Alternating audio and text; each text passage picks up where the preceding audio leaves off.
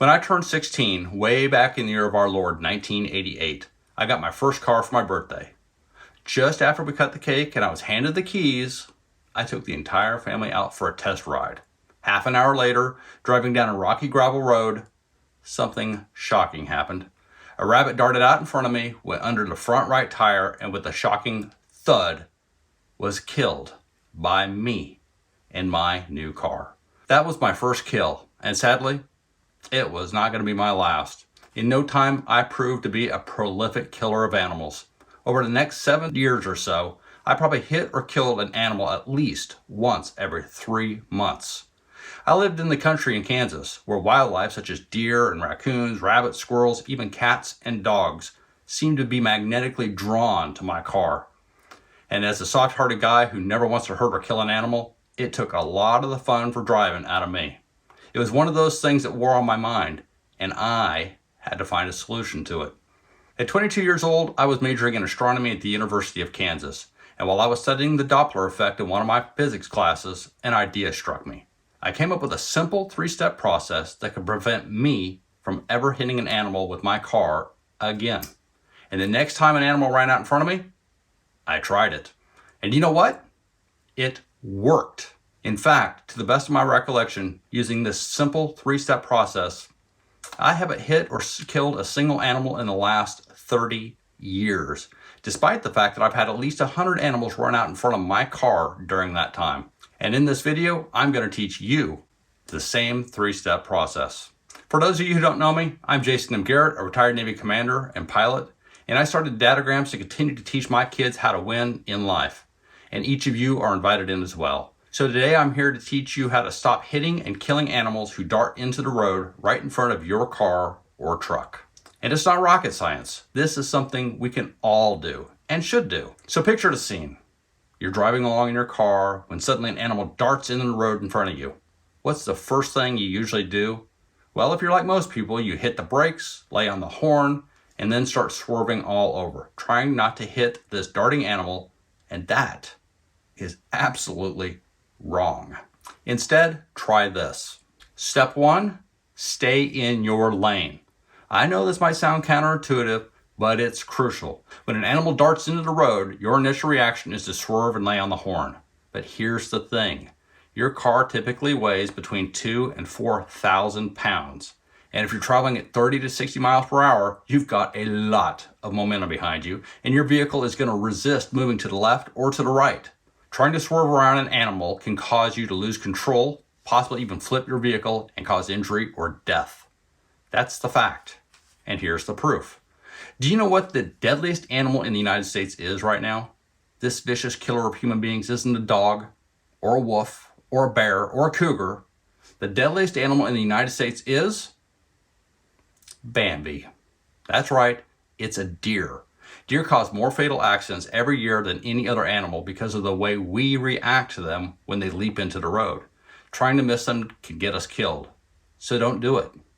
Step 1, stay in your lane. Keep your hands firmly on the wheel. Stay in your lane and focus on the next 2 steps. Step 2, apply the brakes firmly, but don't slam them on and screech your tires. We're not trying to stop the car, we're doing something else. We're decreasing your speed for 2 very important reasons. First, if you do hit the animal, this will decrease the damage to your vehicle or the occupants inside. So that's a good thing. But the big reason is that you're trying to give the animal more time to react and move out of your path.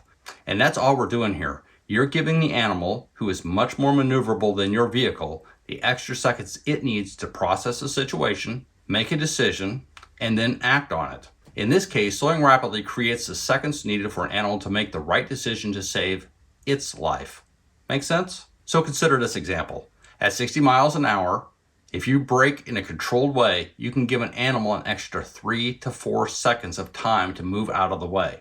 Imagine how much safer that makes you and the animal. If you're swerving or slamming your brakes on too quickly, you're just increasing the risk of an accident for you, and you're confusing the hell out of the animal, who probably doesn't know what you are, where you're going, or how to get away from you. It needs the extra seconds, and it needs you to follow step 3 perfectly. So step 3 is to begin a steady, rapid honking, like this.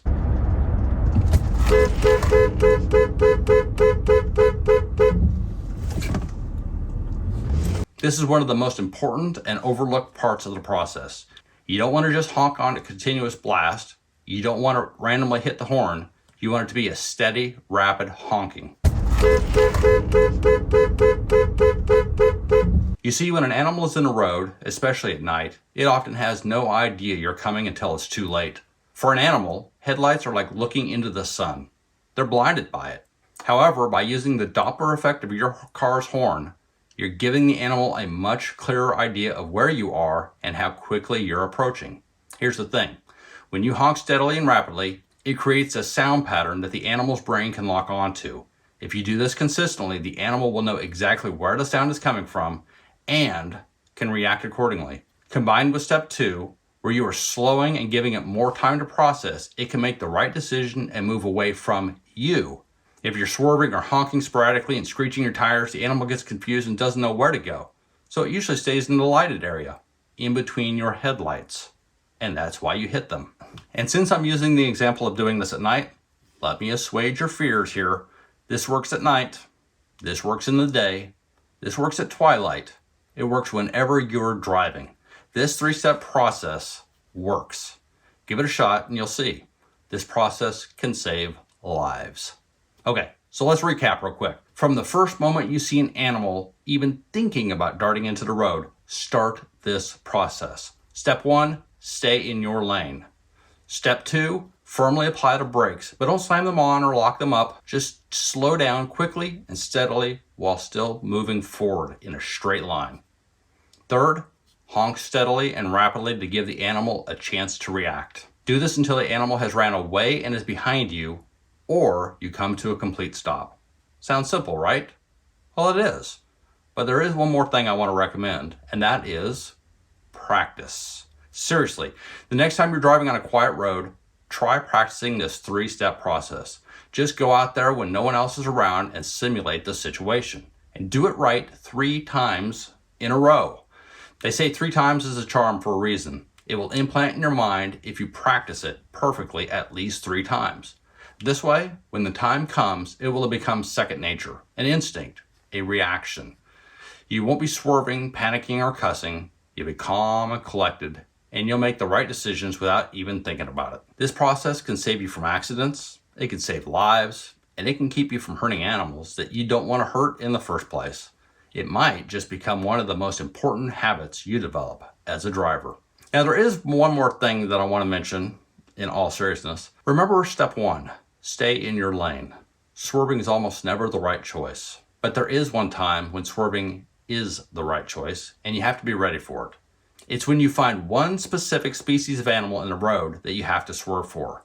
One type of creature. It's an animal with surprisingly slow reaction time and incredibly poor judgment. And the consequences for hitting it in the road are so dire it can cost you everything. Do you know what that animal is? That's right.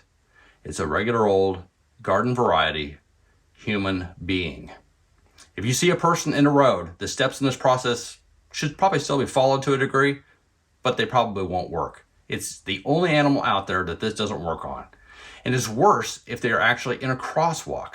Yes, they have the right of way, but for some reason, most people think the painted lines on a crosswalk are a physical barrier that will protect them. Well, it isn't. So while they should be alert and responsive to a car, it's on you to do your best to try and stop or skirt around them. Sorry, I haven't come up with a good process for not hitting humans that somehow end up in the road. But for every other animal out there, this simple 3-step process will work. So practice it, use it, and stop killing animals. You're going to feel a lot better about your driving experience if you do.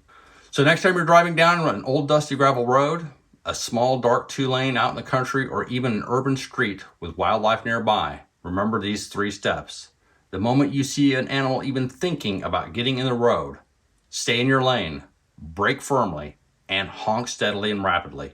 These small actions could make all the difference. I hope you'll take this knowledge with you, share it with your friends and family, because together we can make the roads a safer place for everyone, humans and animals alike.